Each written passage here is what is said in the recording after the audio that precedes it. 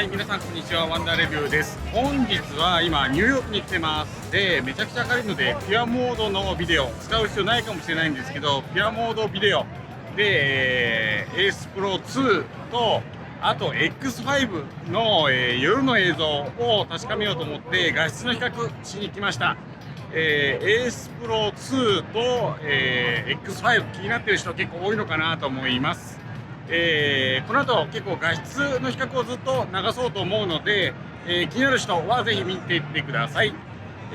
あとインスタ360結構もう先行レビューだとかかなりいろんなレビューしてきてます。今回初めてこのチャンネル見たという人はぜひチャンネル登録の方もよろしくお願いします。それではどんどん比較していこうと思います。